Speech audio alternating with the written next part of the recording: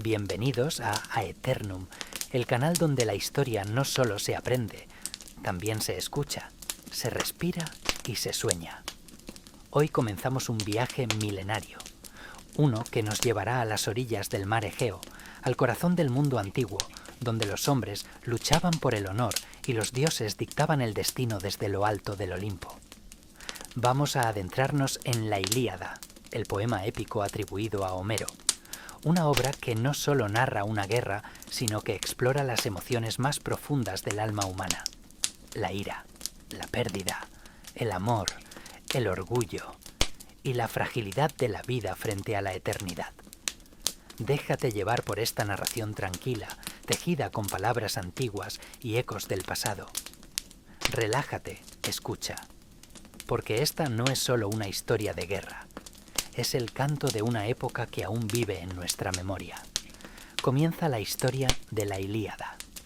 Comienza la historia que los dioses quisieron. Capítulo 1. La guerra que los dioses quisieron. En una época tan antigua que ya no pertenece al tiempo, cuando los hombres eran más fuertes y los dioses caminaban entre ellos, una chispa encendió la llama de una guerra inmortal.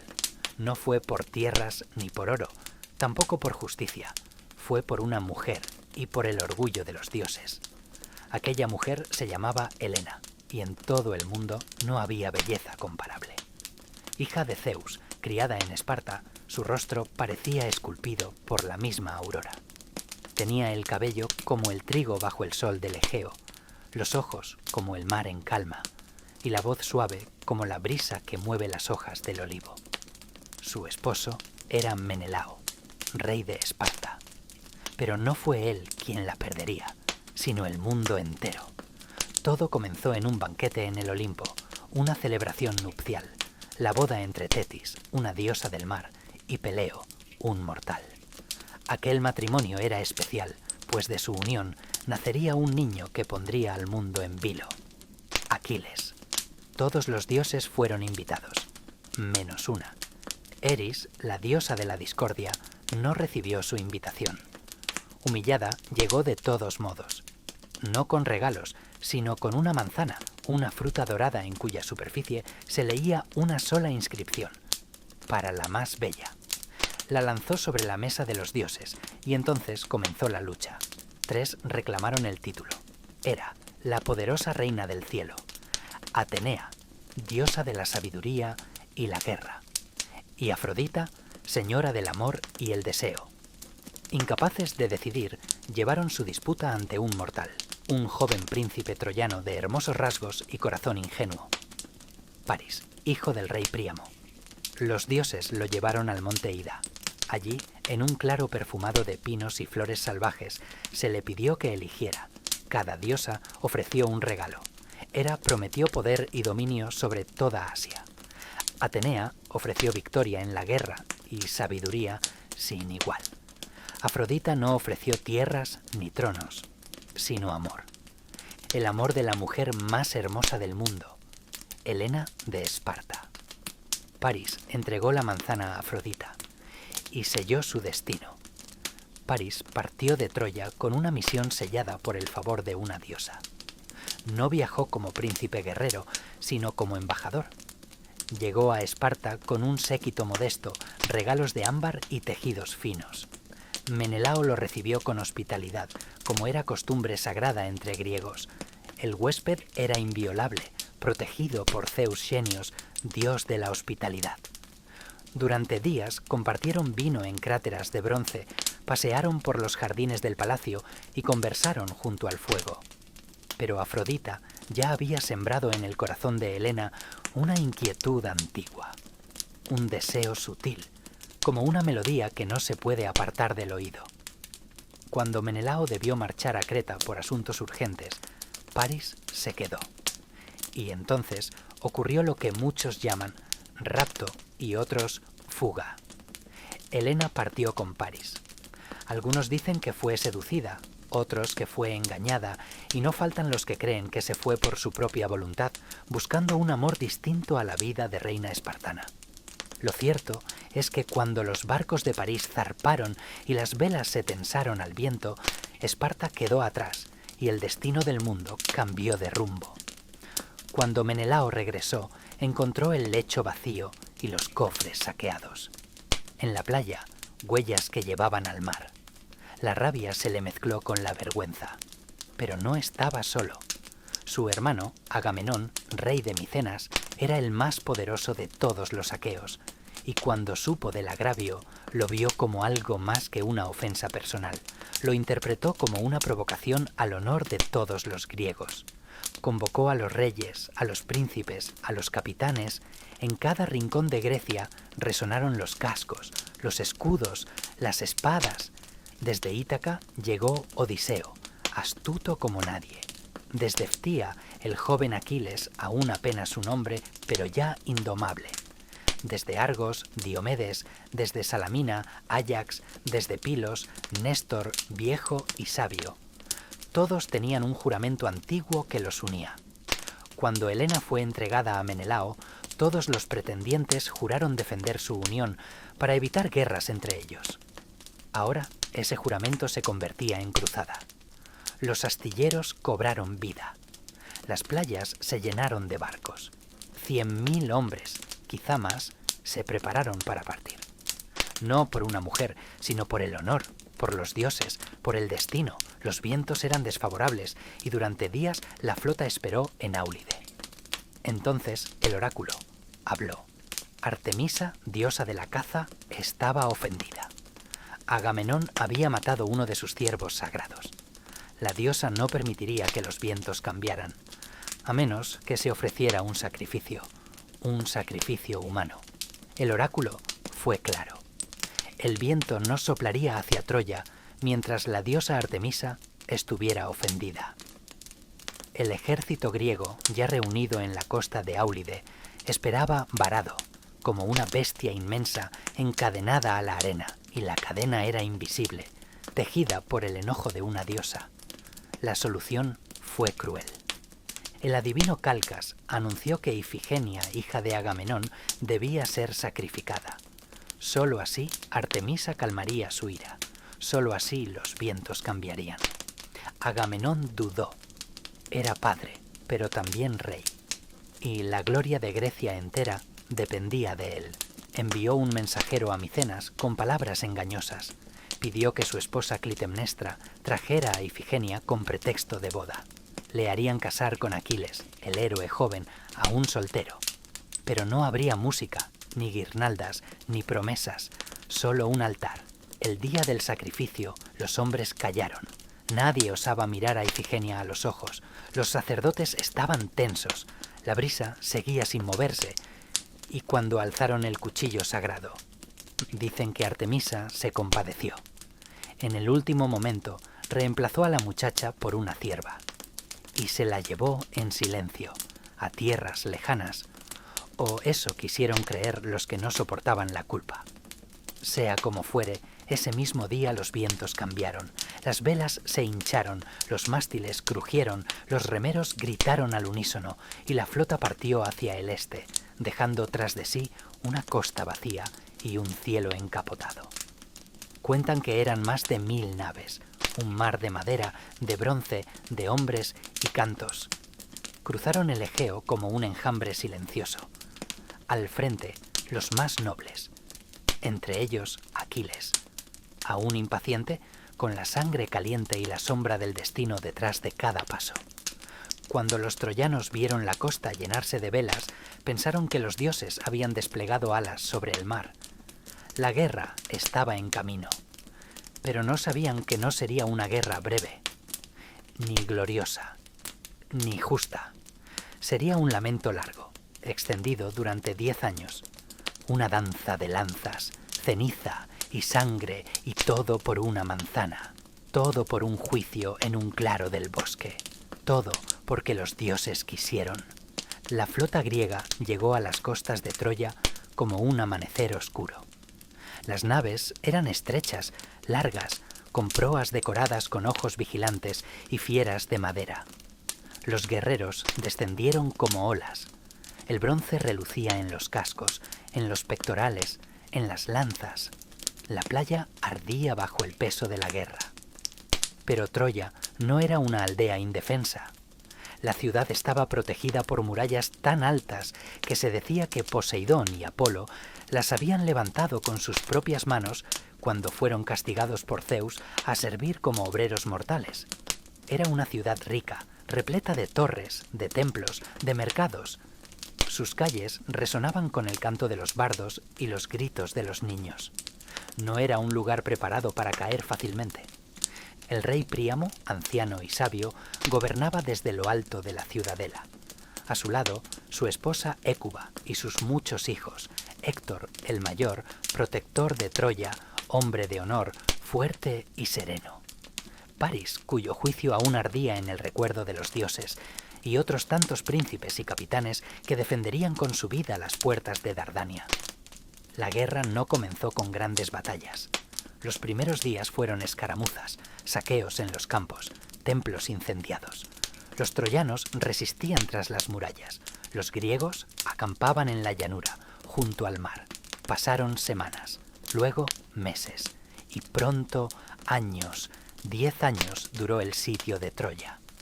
En ese tiempo nacieron amistades, rivalidades, traiciones. Los griegos construyeron altares, chozas, una vida entera en las orillas hostiles.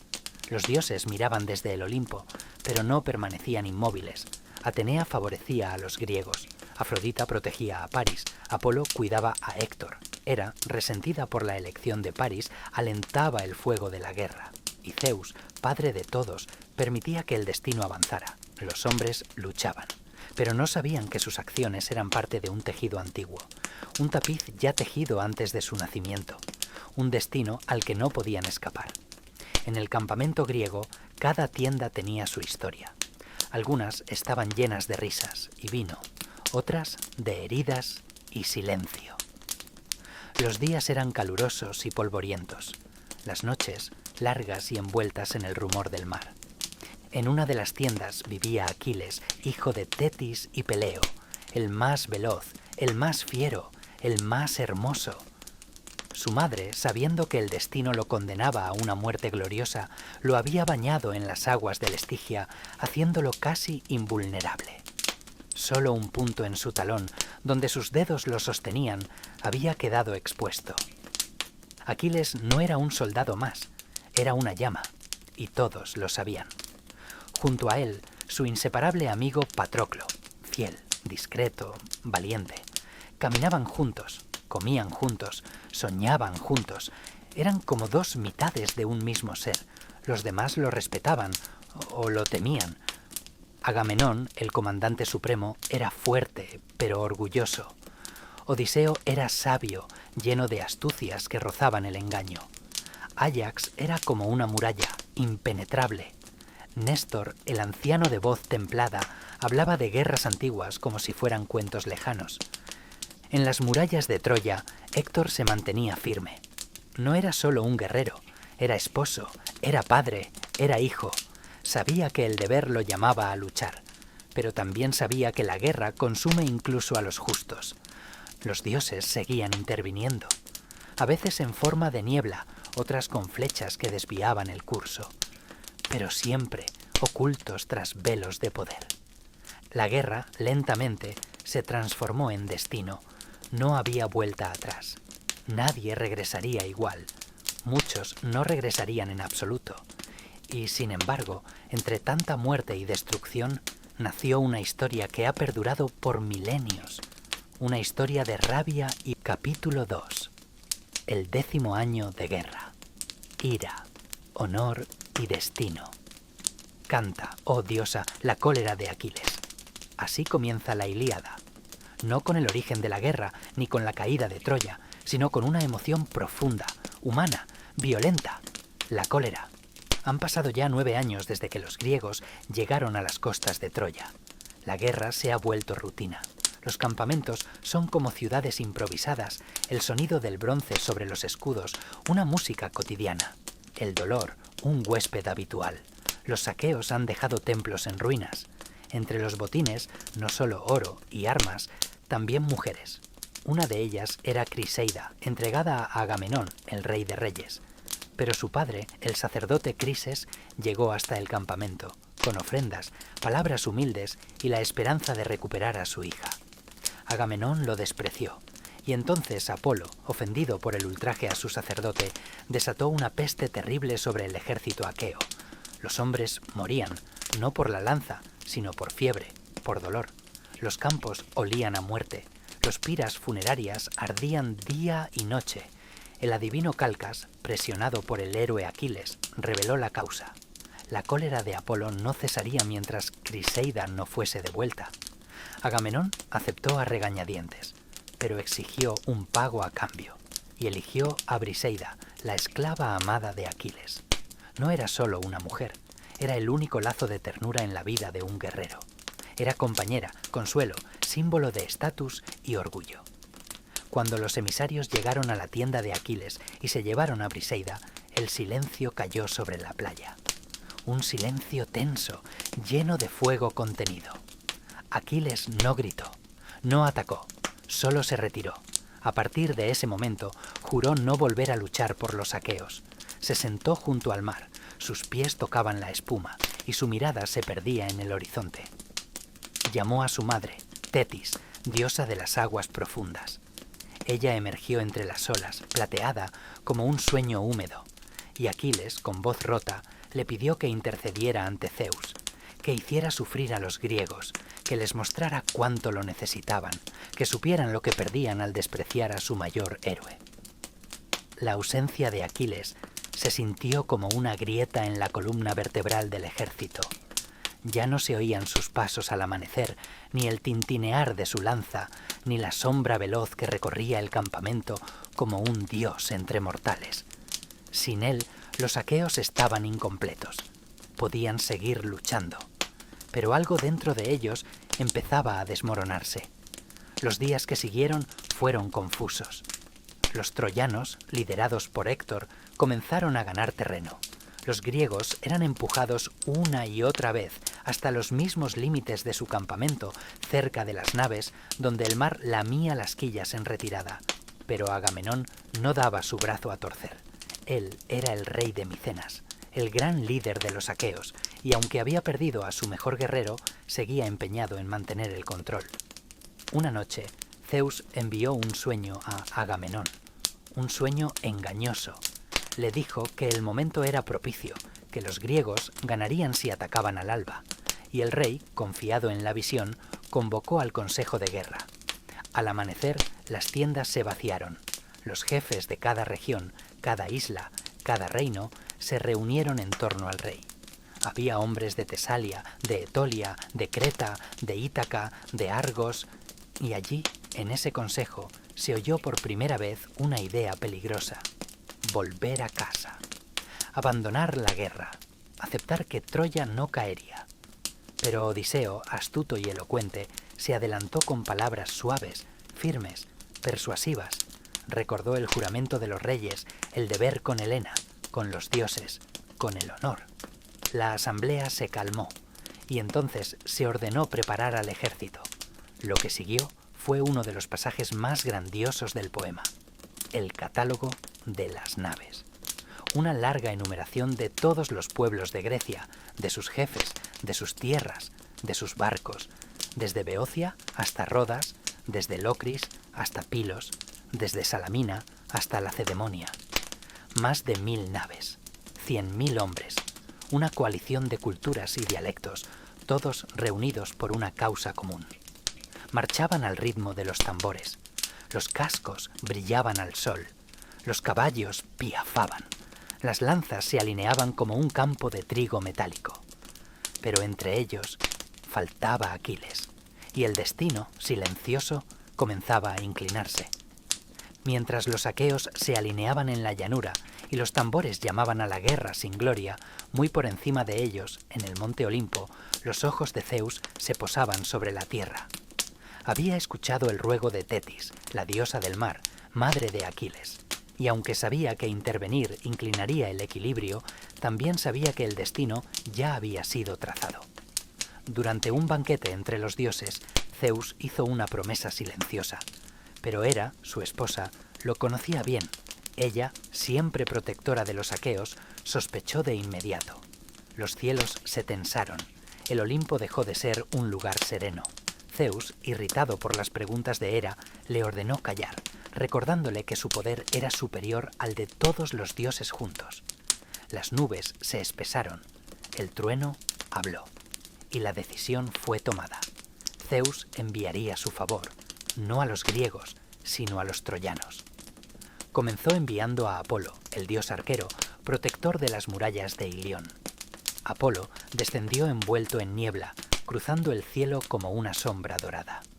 Su primer acto fue renovar la fuerza de los defensores troyanos, especialmente la de Héctor, el príncipe que se convertiría en el azote de los aqueos. Héctor luchaba no por gloria, sino por su esposa, su hijo, su patria. Cada golpe suyo era una plegaria a la permanencia de Troya. La batalla se desató. Las lanzas volaban, los escudos crujían, el polvo se mezclaba con la sangre, y los troyanos, impulsados por la voluntad de Zeus, empezaron a avanzar. Los griegos, confundidos por la repentina presión, eran obligados a retroceder. Poco a poco fueron empujados hasta sus propias naves, su única vía de escape si todo salía mal. Aquiles, desde su tienda, observaba. No intervenía. Sus ojos eran como piedra. Su orgullo, aún intacto. Su cólera, aún viva. Mientras tanto, el campo se teñía de caos. No había estrategia, solo gritos, empujones, acero. Y en el centro, el destino, girando como una rueda lanzada por las manos de los dioses. Zeus había tomado partido, y la balanza de la guerra ya no era justa. La guerra entre griegos y troyanos ya no era solo de hombres. Ahora los dioses descendían del Olimpo, ocultos bajo velos de niebla o en el brillo de un rayo. Sus manos invisibles alteraban el curso de las flechas, la dirección del viento, la voluntad de los corazones. El campo de batalla era un tablero sagrado, y las piezas eran mortales. Atenea, diosa de la sabiduría y la guerra justa, no podía soportar ver triunfar a los troyanos, favorecía a los aqueos y especialmente a Odiseo y Diomedes. Su escudo resplandecía como el sol del mediodía, y donde ponía el pie, el miedo huía. Hera, también del lado griego, tramaba en silencio contra Zeus, esperando el momento justo para torcer su voluntad. Sabía que no podía enfrentarlo con fuerza, pero sí con astucia. Del otro lado, Afrodita, protectora de Paris, lo envolvía en belleza y deseo. Cada vez que el joven príncipe caía, ella lo cubría con su manto y lo alejaba del peligro. Pero no era una diosa de la guerra, y su poder era limitado frente a la furia del combate. Apolo, en cambio, era temido. Su arco dorado lanzaba peste, y sus flechas jamás erraban. Protegía a Héctor y bajo su influencia los troyanos luchaban con el fervor de los poseídos. Un día, en medio de un alto el fuego, se propuso un duelo entre Menelao y Paris, una lucha para resolver el conflicto de una vez por todas. El vencedor se quedaría con Helena. La guerra, en teoría, terminaría. Los ejércitos se alinearon, los reyes observaron, y Paris, con el orgullo aún intacto, salió a luchar. Menelao, sediento de justicia, casi lo vence.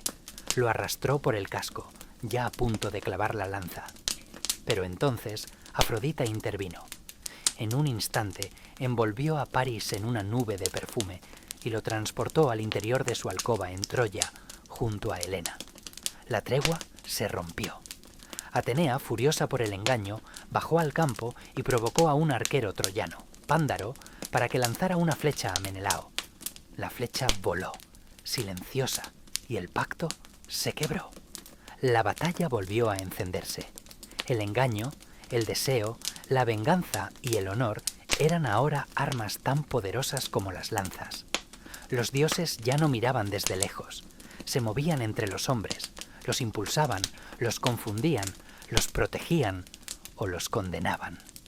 La guerra ya no era guerra, era teatro divino, un espectáculo tejido en las nubes y regado con sangre. La tregua había sido rota, los juramentos olvidados, y el polvo de la llanura volvía a alzarse como una tormenta sin viento. Los hombres luchaban con furia renovada, pero sin el favor de los dioses. Cada golpe parecía caer en el vacío. Los troyanos, inspirados por Apolo y protegidos por su muralla, avanzaban con fuerza. Los aqueos, divididos y sin Aquiles, retrocedían. El miedo comenzaba a insinuarse en los corazones de quienes antes creían ser invencibles. Agamenón, que se había mantenido orgulloso, comenzó a sentir el peso de sus errores. Sin Aquiles, sin la mística de su presencia, el ejército estaba quebrado. En su tienda, rodeado de capitanes y consejeros, el rey reconoció su fallo y decidió hacer lo impensable. Envió una delegación a Aquiles, los más sabios, los más cercanos, Odiseo, maestro de las palabras, Fénix, tutor del propio Aquiles, y Áyax, el gigante noble. Llevaron regalos, promesas, súplicas, le ofrecieron tesoros, gloria, reconciliación y lo más importante, la devolución de Briseida, sin mancha, sin deshonra. Aquiles los escuchó en silencio.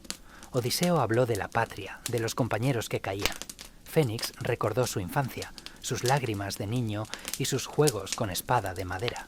Áyax, directo, le habló de deber, del peso de un nombre como el suyo, pero Aquiles no se conmovió.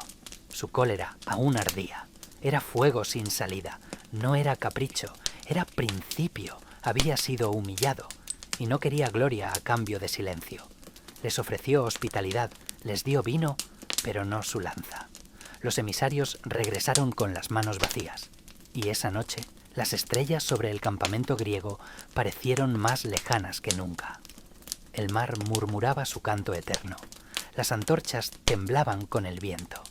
Y el destino aguardaba como un león en la penumbra.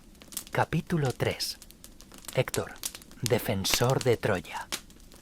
Troya resistía. A pesar de los años, de los asedios, de las llamas y del dolor, seguía en pie. Sus murallas, altas como colinas esculpidas por dioses antiguos, contenían el corazón de una civilización que se negaba a caer. Detrás de las puertas esculpidas con bronce, la vida seguía, aunque cada latido estaba marcado por la amenaza de la guerra. En las calles aún se oían pasos, risas infantiles, conversaciones en voz baja. Las mujeres caminaban con cántaros, los ancianos se reunían bajo los portales, los herreros forjaban hierro sin descanso, pero todos, incluso los niños, sabían que cada amanecer podía ser el último. En lo alto de la ciudadela, el palacio de Príamo dominaba el horizonte. El anciano rey, de barba blanca y espalda encorvada por los años, no había abandonado su trono. Sus ojos, aunque cansados, seguían siendo firmes.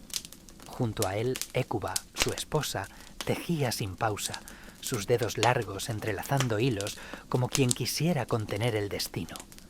Tenían muchos hijos, pero había uno en quien confiaban más que en nadie: Héctor, príncipe de Troya, comandante del ejército, muralla de carne y hueso entre la ciudad y la destrucción. Héctor no era el más veloz ni el más bello, tampoco el más inspirado por los dioses, pero era el más firme, el más humano, el más determinado. No luchaba por gloria ni venganza. Luchaba porque sabía que si él no lo hacía, nadie más podría. Su deber era más pesado que su escudo, su honor más afilado que su lanza. Cada mañana se despertaba antes que el sol, se ceñía la armadura con manos precisas. No delegaba en sirvientes, revisaba su espada, su casco, sus sandalias, y luego, antes de salir a combatir, caminaba por las calles de la ciudad. Saludaba a los mercaderes, bendecía a los niños, preguntaba a los ancianos si habían dormido bien. Era un general, sí, pero también un padre para su pueblo. No levantaba la voz ni hablaba de conquistas. Su sola presencia bastaba para inspirar calma. Cuando pasaba, la gente se inclinaba no por miedo, sino por respeto. Y cuando regresaba de la batalla, cubierto de polvo, con el rostro herido y la mirada ausente, lo seguían como si fuera un héroe antiguo salido de un canto. Pero Héctor no se creía invencible. Sabía que su vida pendía de un hilo. Sabía que algún día alguien más rápido, más fuerte, más despiadado lo encontraría. Y aún así se mantenía en pie, porque alguien debía hacerlo, porque no podía fallar. Ese día, antes de partir al campo de batalla, fue al templo de Atenea, como siempre. Subió los escalones de mármol acompañado por su escudero, mientras el sonido lejano del martillo de los herreros marcaba el ritmo. Entró al santuario. El aire era frío, quieto, con olor a incienso y piedra antigua. Se arrodilló ante la estatua de la diosa, dejó una ofrenda modesta, un anillo de su infancia, y bajó la cabeza. No pidió victoria, ni gloria, ni venganza. Pidió fuerza, resistencia, claridad. Pidió volver a casa al final del día, porque sabía que la valentía no es gritar, es callar y avanzar. No es alardear, es sostener. No es matar, es proteger. Cuando salió del templo, el cielo estaba gris. Un presagio, quizá, pero no se detuvo. El escudero le ofreció el casco. Héctor lo tomó y se lo puso con gesto firme. Era la hora. Antes de llegar a las puertas de la ciudad, Héctor se desvió hacia la torre más alta, donde sabía que su esposa lo esperaba. No lo hacía por costumbre ni por protocolo, sino porque necesitaba verla, aunque solo fuera un instante. Sabía que, en el fragor de la guerra, cada despedida podía ser la última. Subió los peldaños de piedra con paso firme, el eco de sus sandalias resonando en los muros silenciosos. En lo alto la encontró. Andrómaca, su esposa, la mujer que lo había amado antes de la guerra, cuando aún soñaban con una vida sin espadas. Estaba junto al parapeto, con su velo al viento y el niño en brazos. El pequeño Astianacte dormía, ajeno al mundo, con los dedos cerrados como si atrapara un sueño. Héctor se detuvo un momento a mirar. Su armadura brillaba bajo el sol débil, pero sus ojos estaban clavados en la imagen de su familia. Andrómaca lo oyó llegar. Se giró y sus ojos, tan oscuros como la noche en el mar, se llenaron de lágrimas. No gritó, no suplicó, solo se acercó a él y apoyó su frente en su pecho. «No vayas», susurró. «No salgas a combatir hoy. Quédate conmigo. Si tú mueres, no tendré a nadie. Ya perdí a mi padre, perdí a mis hermanos. Tú eres todo lo que tengo. Tú y este niño». Héctor no respondió de inmediato. Acarició el rostro de su esposa, el mismo que había visto iluminado por la risa en noches antiguas, cuando el mundo era más sencillo. Luego tomó a su hijo en brazos. El niño se agitó, abrió los ojos un instante y tocó el casco de su padre. Héctor se lo quitó con cuidado. No quería que su hijo lo recordara como un guerrero, sino como un padre. «Andrómaca», dijo por fin, «comprendo tu miedo, pero no puedo huir de lo que soy. Si me escondo, los hombres me llamarán cobarde, y más aún, me despreciaré a mí mismo. La guerra no es elección mía, es una carga que me ha sido dada. Si algún día caigo, que mi hijo sepa que luché por él, por ti, por esta ciudad, por un futuro que quizá no veré». Las palabras pesaban como piedra, pero no eran duras, eran verdad. Andrómaca bajó la cabeza. Sus manos temblaban. Héctor se inclinó y besó a su hijo en la frente, luego a su esposa en la mejilla. «Cuídalo, enséñale a ser justo, no a vengarse, a construir, no a destruir. Enséñale que ser valiente no es pelear sin miedo, sino hacerlo a pesar de él». El viento soplaba más fuerte. Desde la torre se oían los gritos de los vigías. Los griegos se estaban formando en la llanura. Era hora. Héctor le devolvió el niño a su madre. Ella lo abrazó con fuerza, como si quisiera fundirse con él. Héctor no miró atrás. Bajó las escaleras sin apresurarse, como si cada peldaño le pesara en el alma. Al salir, el sol estaba alto. El destino ya lo esperaba. El campo de batalla se extendía como una llanura reseca entre la ciudad y el mar. A un lado, las murallas de Troya, firmes, antiguas, inviolables. Al otro, las negras naves de los aqueos alineadas sobre la arena, con sus proas decoradas como fieras vigilantes. En medio, el vacío. Un espacio sagrado y maldito donde cada paso podía significar la vida o la muerte. Héctor salió por la puerta de Esca. Lo seguía un escuadrón de soldados, hombres endurecidos por los años de lucha, cuyas cicatrices ya no sangraban, pero aún ardían. Al llegar a la llanura, se detuvo un instante. Respiró. Sentía el peso de su lanza, el roce del escudo contra su brazo, el calor del casco bajo el sol. Pero también sentía otra cosa, el murmullo del destino, ese susurro antiguo que se cuela en los huesos cuando uno sabe que está donde debe estar. Frente a él, los aqueos se formaban en líneas interminables.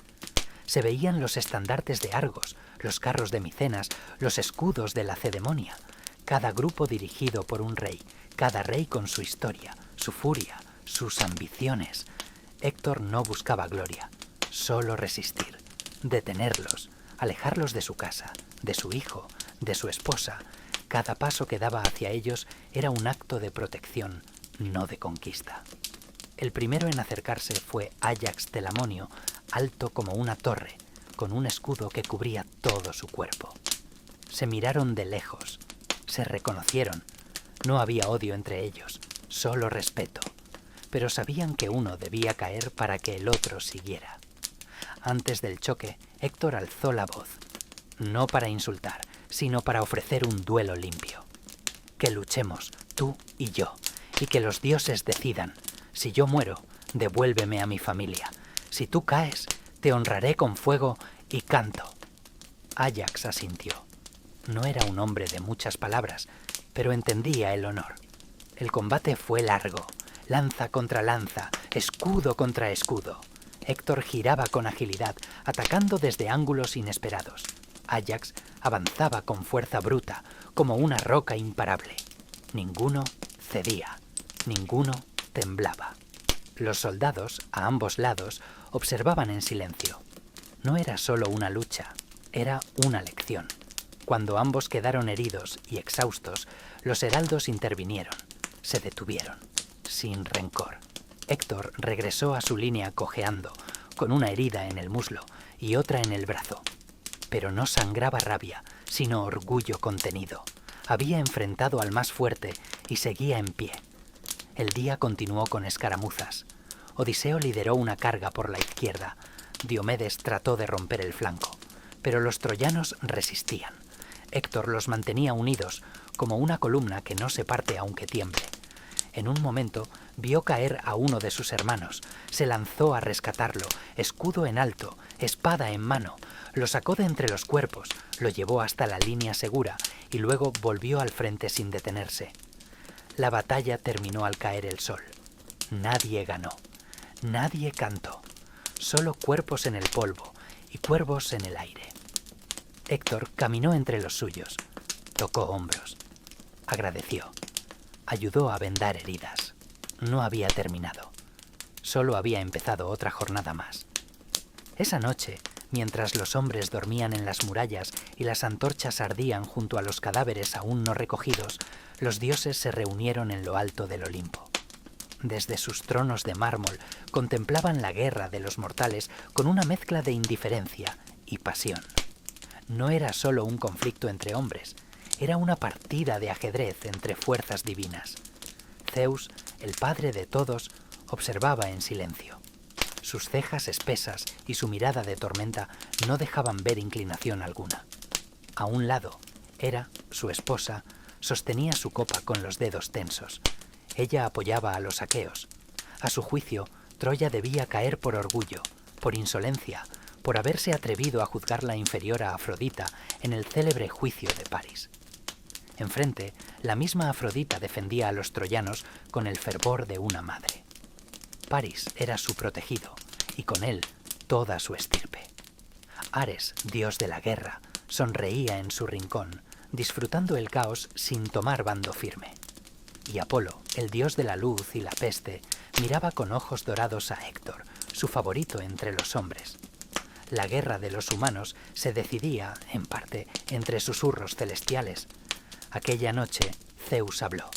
Su voz retumbó como un trueno entre las nubes. No habrá intervención esta jornada. Que los mortales luchen sin ayuda, que el destino siga su curso. Los demás asintieron con disgusto, pero sabían que oponerse a Zeus no era sabio. Así, al amanecer, Los hombres despertaron sin saber que estaban solos, sin presagios, sin señales, sin manos invisibles guiando sus lanzas. Héctor se levantó antes que nadie. Sus heridas aún dolían, pero no se quejaba.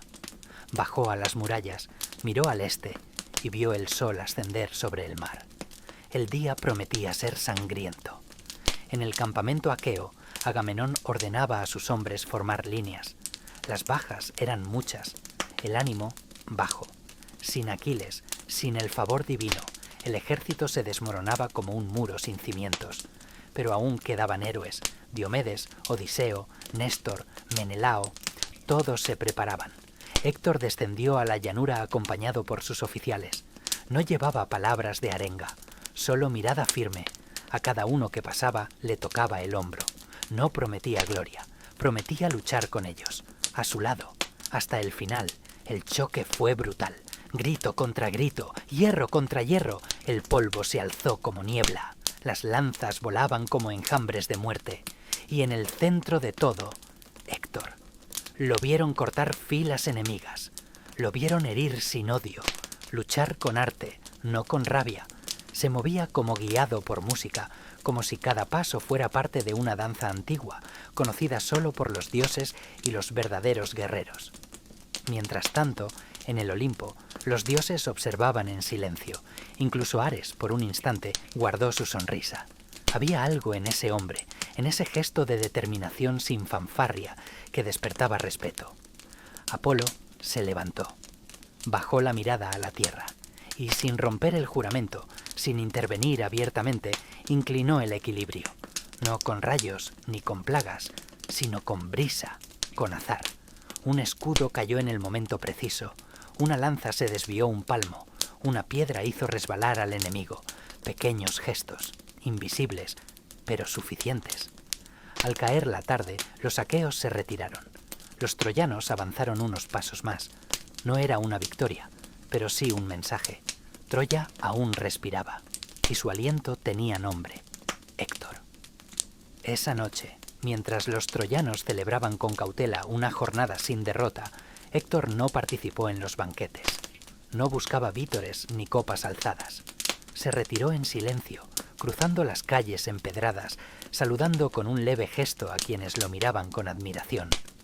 Pasó junto a los templos, junto a las plazas aún teñidas del polvo de batalla, hasta llegar a una terraza alta desde donde se veía la llanura iluminada por la luna. Se sentó, quitó el casco, apoyó la lanza contra la piedra y respiró hondo. El viento le traía el olor salado del mar mezclado con humo de antorchas lejanas. El cuerpo le dolía, pero era el alma la que más pesaba. Pensaba en Andrómaca, en Astianacte, en su hermano Paris, que seguía evitando la batalla mientras otros morían. Pensaba en Príamo, en Hécuba, en todos los que confiaban en él como si fuera un dios, cuando no era más que un hombre cansado, que no podía prometer ni el amanecer. Su sombra se alargaba sobre el suelo como un segundo cuerpo. Se preguntó cuánto más podría aguantar. ¿Cuántos días más resistiría Troya? ¿Cuántas veces más saldría ileso? En su pecho, un temor silencioso. No al dolor, no a la muerte, sino a no estar allí cuando lo necesitaran, a fallar. En el campamento aqueo, mientras tanto, otra sombra crecía. Aquiles, aún ausente, rumiaba su cólera junto al mar. Miraba las olas romper y no encontraba consuelo.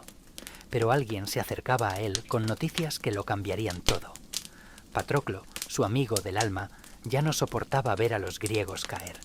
Su corazón no era orgulloso como el de Aquiles, era compasivo, y en secreto, pronto, vestiría la armadura de su amigo para entrar en batalla, con consecuencias trágicas. Pero eso aún no ocurría. Por ahora, Héctor seguía siendo el muro, el defensor, la luz de su ciudad. Esa noche, antes de volver a su casa, se acercó al templo de Apolo. Entró solo. Las antorchas parpadeaban, el aire era denso, cargado de incienso.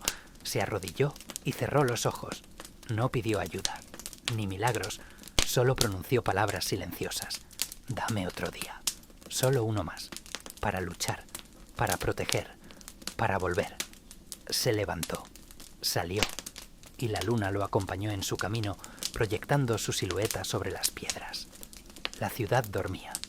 La guerra descansaba por unas horas, pero el destino, ese escriba invisible, ya dibujaba nuevas líneas. Al día siguiente, los tambores volverían a sonar, y Héctor estaría allí, como siempre, en el frente, sin temblar, sin dudar, porque era más que un guerrero, era un padre, un esposo, un hijo, y sobre todo, era el alma de Troya. Capítulo 4. La armadura del amigo. En la tienda de Aquiles, el aire era espeso, como si los dioses lo hubieran cargado de presagios. El hijo de Peleo no hablaba.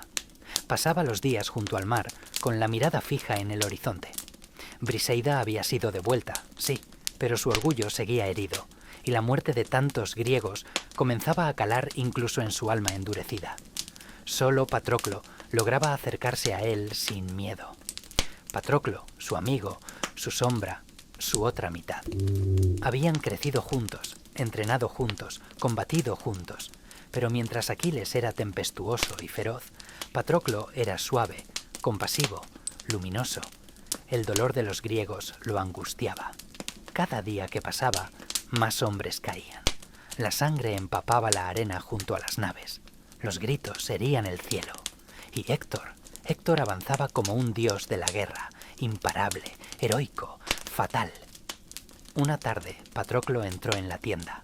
Aquiles estaba sentado, afilando su lanza por pura costumbre. Patroclo no pidió permiso, no necesitaba hacerlo. «Déjame ir», dijo con voz serena. «Déjame llevar tu armadura, que crean que eres tú, que teman que has vuelto. Dame esa ventaja. Quizá podamos detenerlos, quizá podamos ganar tiempo». Aquiles levantó la vista. Sus ojos eran los de un lobo en invierno. No respondió al instante. No porque dudara de Patroclo, sino porque conocía el peso del mundo exterior. «Si sales con mi armadura», dijo al fin, «deberás recordar quién eres. No persigas la gloria, no busques a Héctor, solo salva a los hombres, defiéndelos y luego regresa». Patroclo asintió. Se abrazaron, no como héroes, como hermanos. Aquiles ayudó a vestirle la armadura, colocó el casco sobre su cabeza, ató la coraza sobre su pecho, ajustó la lanza en su mano, y cuando Patroclo salió al sol con aquella armadura dorada que brillaba como el mismísimo Helios, el ejército estalló en gritos de esperanza. «¡Aquiles ha vuelto!», murmuraban. «Los dioses están con nosotros otra vez». Pero no era Aquiles, era su reflejo, un corazón distinto bajo el mismo metal. Patroclo avanzó como una ola. La marea cambió. Los aqueos ganaron terreno. Héctor retrocedió, confundido. Los troyanos temblaban ante esa figura que parecía invencible.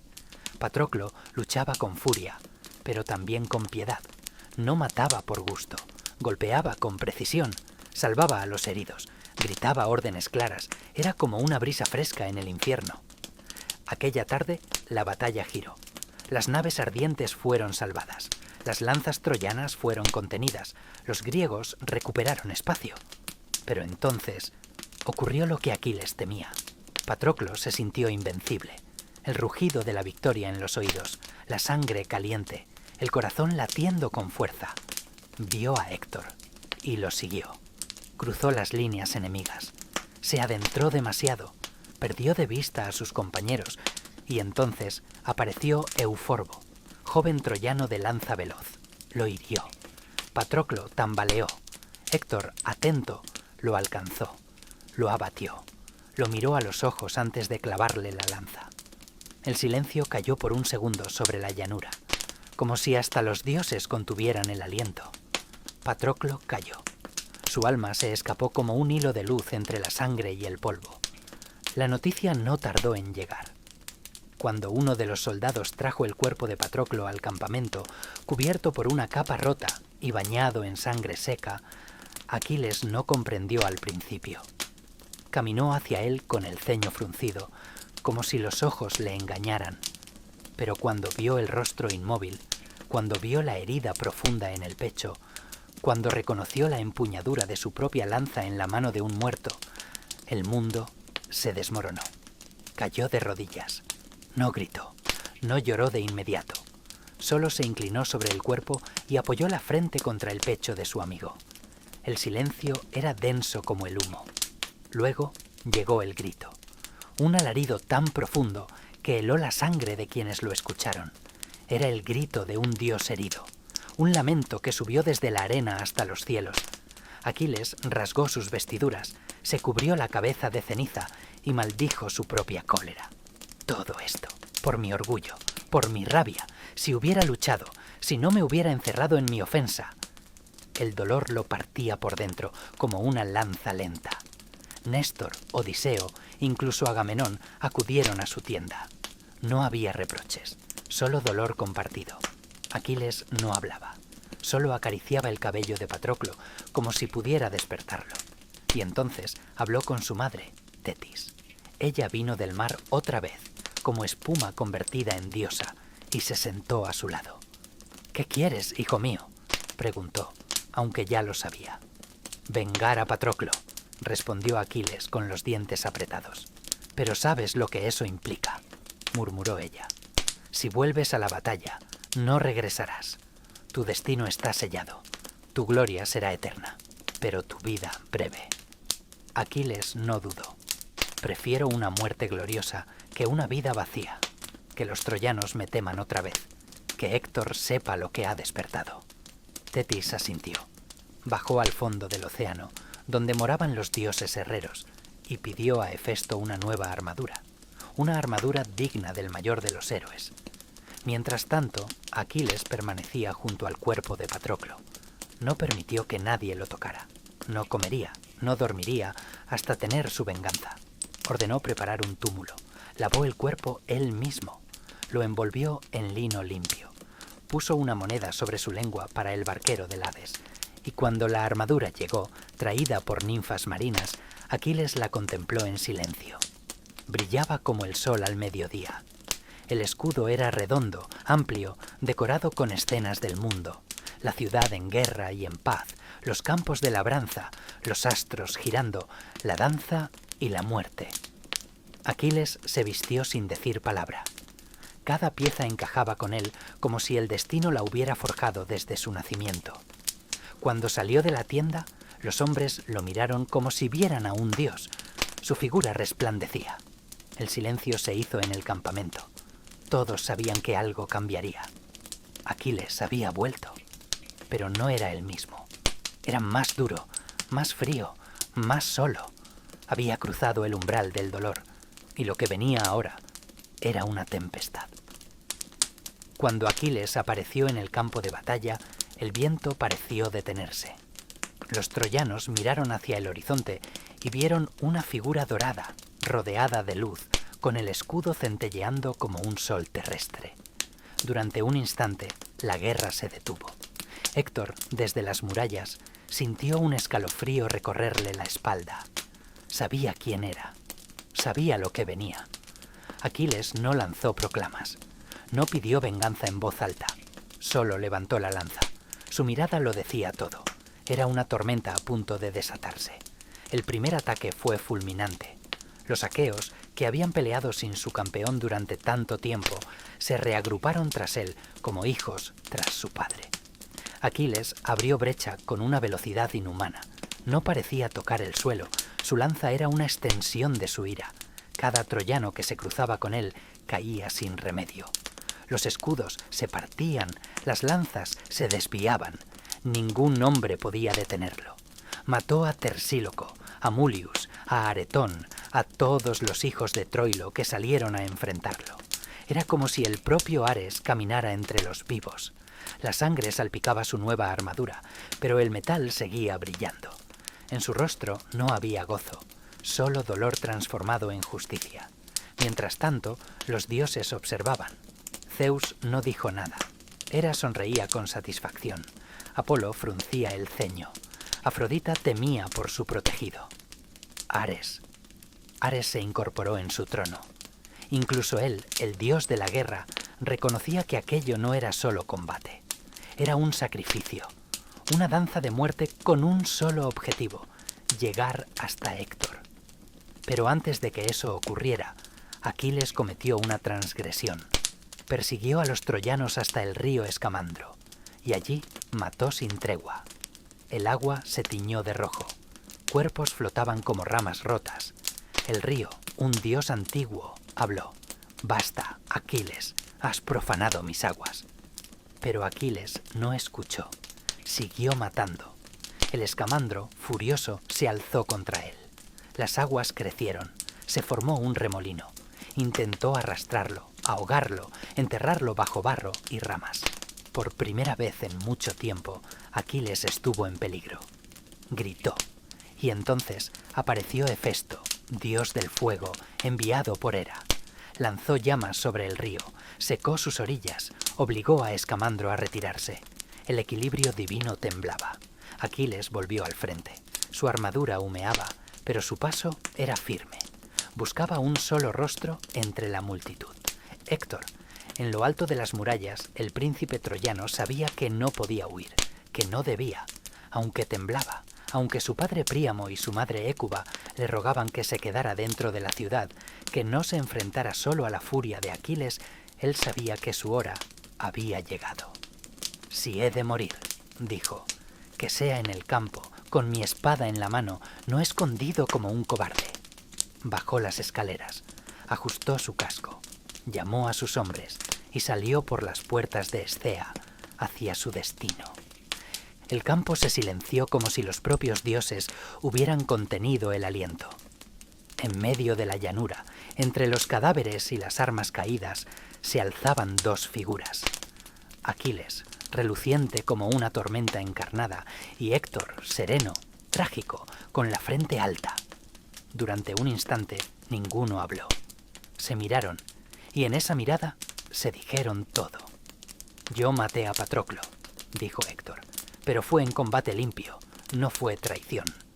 Aquiles apretó los dientes. Patroclo no debía morir, no debía estar allí. Pero tú sellaste su destino, y ahora el tuyo está escrito. Héctor no retrocedió. A pesar del miedo que le arañaba el pecho, no huyó.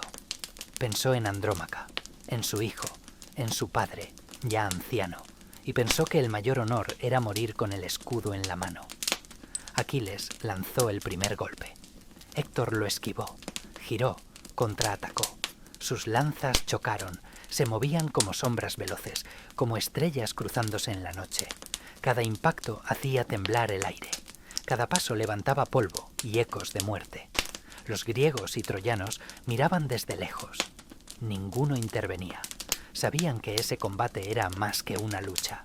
Era el alma de la guerra encarnada en dos hombres. Héctor resistía, pero Aquiles era más veloz, más fuerte, impulsado por un dolor que ardía como fuego negro. Finalmente, tras un giro veloz, Aquiles encontró la apertura. Su lanza atravesó el cuello de Héctor, justo en el hueco entre el casco y la coraza. Héctor cayó de rodillas. Tosió sangre, la mirada le temblaba. El mundo comenzaba a desvanecerse. «Te lo ruego», murmuró. «Devuélveme a mi padre. No deshonres mi cuerpo. Deja que mi madre me entierre».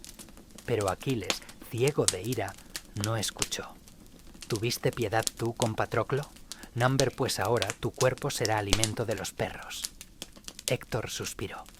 Un último aliento que pareció sacudir la tierra. Y cayó. Aquiles, fuera de sí, ató el cadáver a su carro por los tobillos. Dio 3 vueltas alrededor de Troya, arrastrando el cuerpo entre el polvo, mientras los troyanos lloraban desde lo alto de las murallas. Andrómaca, al ver el cuerpo de su esposo colgado, se desmayó. Príamo, el rey, se rasgó las vestiduras y gritó al cielo. Aquiles no se detuvo. El dolor lo había transformado en algo más que humano, en un espectro de venganza. Esa noche, los griegos celebraron. Pero Aquiles no comió, no bebió. Se quedó en su tienda, contemplando el cuerpo sin vida de su enemigo, aún atado. Pensó en Patroclo, pensó en su propia muerte, y por primera vez se sintió vacío. Había vencido, pero ya no era el mismo. Esa noche, mientras el campamento dormía y el mar lamía con suavidad la orilla, una figura anciana descendía por la playa, oculta por el manto de la oscuridad. Era Príamo, rey de Troya. El mismo que había visto morir a tantos hijos, el mismo que había suplicado a los dioses por su ciudad, ahora se dirigía solo a la tienda de su mayor enemigo. Guiado por Hermes, que lo protegía con un velo invisible, Príamo llegó ante Aquiles sin ser visto. Cruzó el campamento sin levantar sospechas. Cuando entró en la tienda, Aquiles estaba sentado, solo, con la mirada perdida en el fuego. Durante un momento, ninguno habló. Luego, Príamo cayó de rodillas. Se quitó la corona, besó las manos que habían matado a su hijo y lloró. Recuerda a tu padre, Aquiles. Peleo, viejo, lejos de ti. ¿No desearías que alguien, si tú murieras, tratara su dolor con piedad?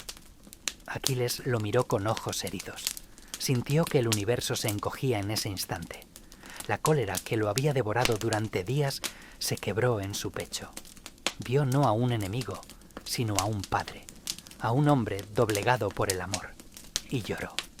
Lloraron juntos, el asesino y el padre, el joven invencible y el anciano roto. Compartieron el pan, se miraron sin odio. Aquiles ordenó lavar el cuerpo de Héctor, ungirlo con aceites, envolverlo en lino limpio. Te lo entrego, dijo, no como premio, sino como acto de humanidad. Príamo lo recibió como si abrazara la memoria de su hijo. Y entonces Aquiles, el feroz, el temido, se convirtió en el más humano de los héroes. Durante 9 días, los troyanos lloraron a Héctor. Se levantó una gran pira funeraria. Se cantaron himnos. Andrómaca, Hécuba, Helena, todas lloraron al príncipe que fue escudo de su ciudad. Y así terminó la historia del mejor de los troyanos. Pero no la guerra. Aquiles sabía que su muerte se acercaba, que su tiempo era breve, que el destino, cumplido el deber, pediría su tributo.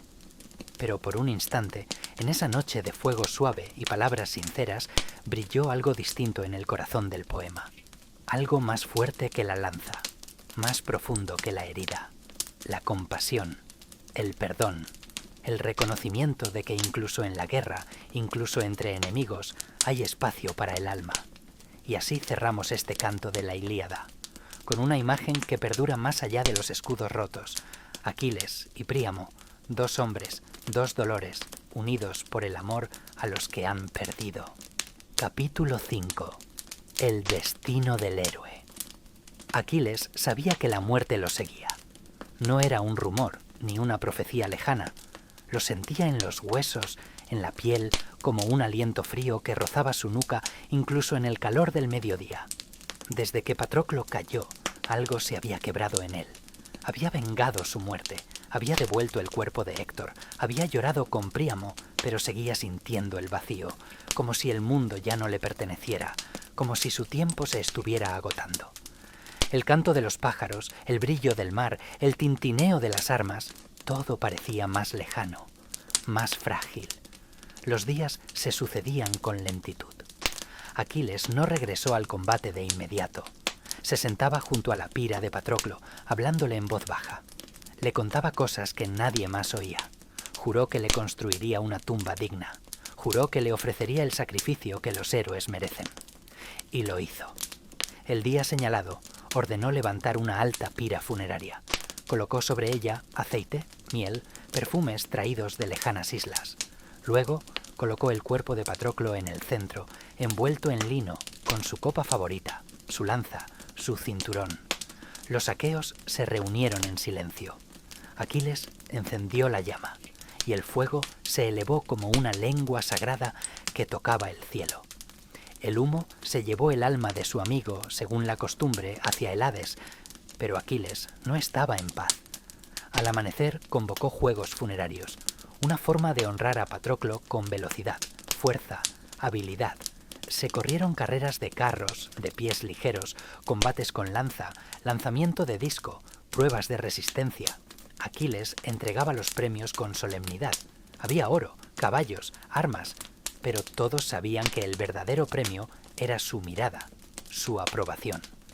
Durante esos juegos, por un breve instante, los griegos recordaron que eran hombres. ¿Quiénes estaban vivos? Que había honor más allá de la matanza. Pero el eco de la muerte persistía. Aquiles no dormía bien.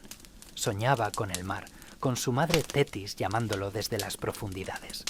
Soñaba con una figura oscura, de pies ligeros y manos silenciosas. Sabía quién era. La muerte lo esperaba. París, el príncipe de Troya, aún vivía. No era un gran guerrero, pero era hábil con el arco. Afrodita lo protegía, aunque incluso los dioses sabían que su destino estaba escrito. En una batalla inesperada, cuando Aquiles cruzaba el campo como un rayo, impaciente, con el escudo aún brillando, ocurrió lo impensable. París, oculto entre las ruinas de una torre caída, alzó su arco. No apuntó al pecho, ni a la cabeza. Apuntó al talón, allí donde su madre lo había sostenido al sumergirlo en el Estigia, allí donde su piel no era inmortal. La flecha voló, silenciosa, precisa, divina, e impactó. La flecha atravesó el aire con un susurro casi imperceptible. No fue un disparo glorioso, ni un grito de guerra lo que acompañó su vuelo, sino un silencio denso, como si el mundo supiera lo que estaba a punto de ocurrir. La punta golpeó el talón de Aquiles, una herida mínima a los ojos de cualquiera, pero suficiente para torcer el curso de la historia. Aquiles tropezó. Por un instante no comprendió. Luego, el dolor se encendió como un fuego en su pierna. Intentó mantenerse en pie, pero cayó sobre una rodilla. La tierra, caliente por la sangre de tantos, lo recibió con crudeza. Nadie entendió al principio. Era Aquiles, el invencible, el que ningún troyano podía derribar. Pero allí estaba, herido, la piel helada, la mirada perdida en el horizonte. Los aqueos acudieron a él. Odiseo fue el primero en llegar, luego Áyax. Levantaron a Aquiles con cuidado. Lo llevaron a su tienda. El campamento quedó sumido en un estupor. La herida no sangraba en exceso, pero algo más profundo había sido roto. Aquiles yacía en su lecho, el talón vendado. La fiebre comenzó a subir. Tetis llegó en la madrugada, envuelta en brumas marinas. Tocó el rostro de su hijo. Supo que no había remedio. El destino que había intentado evitar desde su nacimiento se había cumplido. Aquiles, el de los pies ligeros, el hermoso, el terrible, moriría joven, como los grandes héroes. No en una batalla gloriosa, sino por una flecha disparada a traición. París se convirtió, sin pretenderlo, en el ejecutor del designio divino. El rumor corrió como viento por el campamento. Los soldados no sabían si llorar o luchar. Agamenón mandó silencio. Odiseo se encerró en sí mismo. Áyax rugía de ira. Pero Aquiles, él no maldijo, no gritó, solo cerró los ojos y pensó en Patroclo, en su madre, en el mar.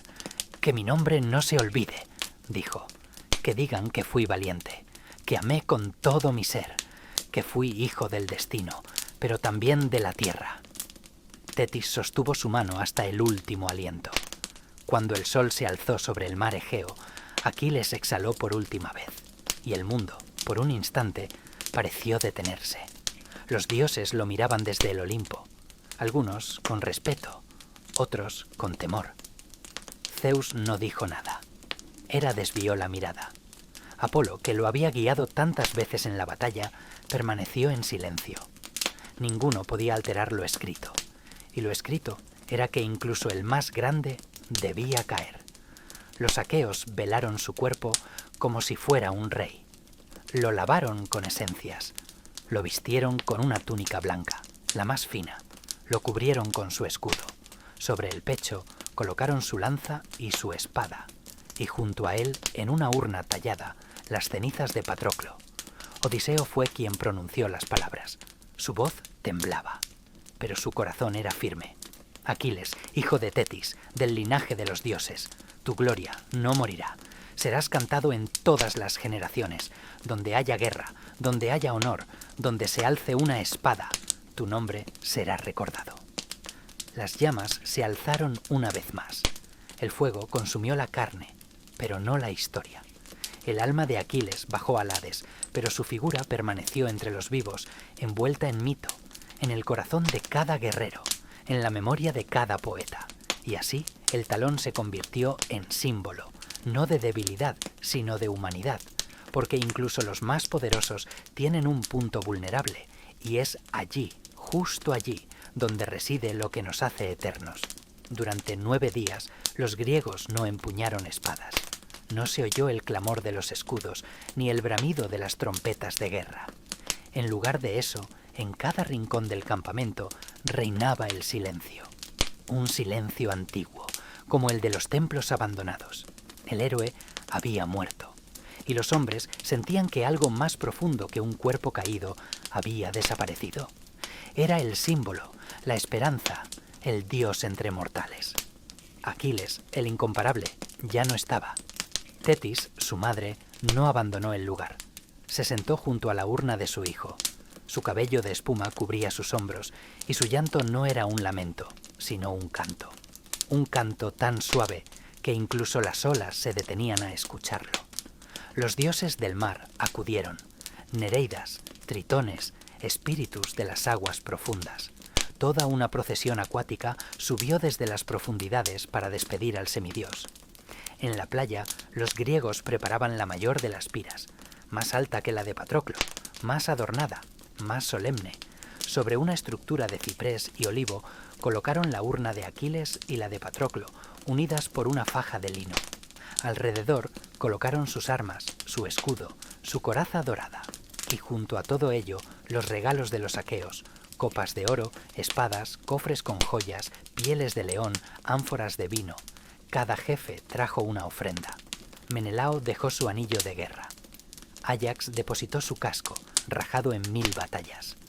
Odiseo, silencioso, colocó una pequeña estatua de marfil que había llevado desde Ítaca como amuleto. Agamenón, con gesto solemne, derramó un ánfora de aceite sobre la madera. Cuando todo estuvo dispuesto, el fuego fue encendido. No por un esclavo ni por un sacerdote, sino por Tetis. La llama tardó en prender. Luego creció, subió. Se volvió una columna dorada y roja que iluminó el rostro de cada hombre allí presente. Todos contemplaban la pira sin pestañear. No lloraban, no gritaban, solo miraban. El humo se elevó al cielo, llevando con él la última esencia del héroe. Se decía que el alma de Aquiles descendía al Hades, pero otros, en susurros, afirmaban que fue llevado a la isla de los bienaventurados, donde los héroes descansan entre campos dorados, donde no hay dolor, ni guerra, ni traición, solo eternidad. Cuando las llamas se extinguieron, quedó la ceniza. Los restos fueron recogidos con manos temblorosas. Se colocaron en una urna doble, de oro macizo, y se selló con el símbolo de Tetis, una ola rodeando un escudo. En las colinas frente al mar, los griegos erigieron un túmulo, un monumento que pudiera verse desde los barcos, desde cualquier punto de la costa. Era su forma de asegurarse de que Aquiles no sería olvidado, que su presencia seguiría vigilando las aguas, los vientos, las batallas futuras. En los días que siguieron, nadie hablaba en voz alta, se caminaba con respeto, se comía en silencio. La guerra no había terminado, pero el mundo parecía detenido. Helena envió una corona tejida con hilos de púrpura y oro. París no fue visto por días. Incluso los troyanos miraban hacia el túmulo desde lo alto de las murallas con una mezcla de miedo y admiración, porque sabían que el mundo había cambiado, que el héroe ya no caminaba entre ellos, pero su sombra sería más poderosa que su lanza. Y así, entre fuego y piedra, entre ceniza y canto, fue despedido Aquiles. No como un hombre cualquiera, sino como lo que fue, el más grande entre los nacidos de mujer, el último semidios.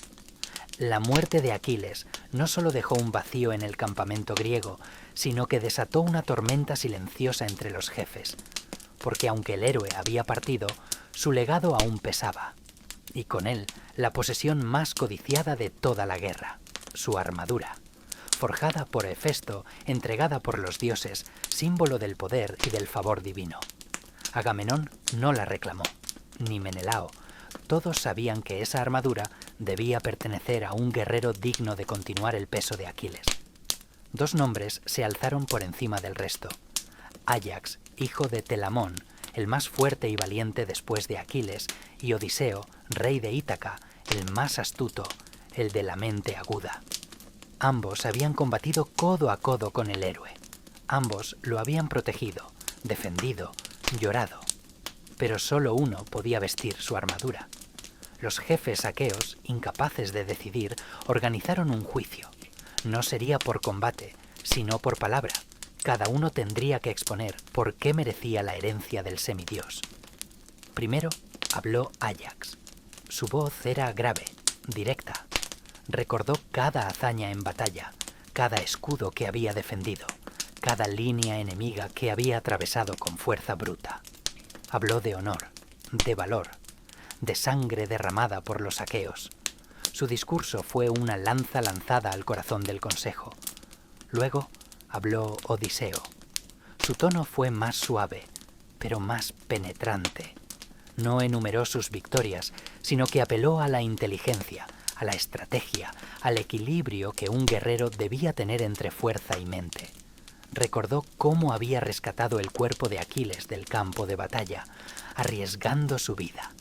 Cómo había salvado a compañeros en emboscadas gracias a su ingenio.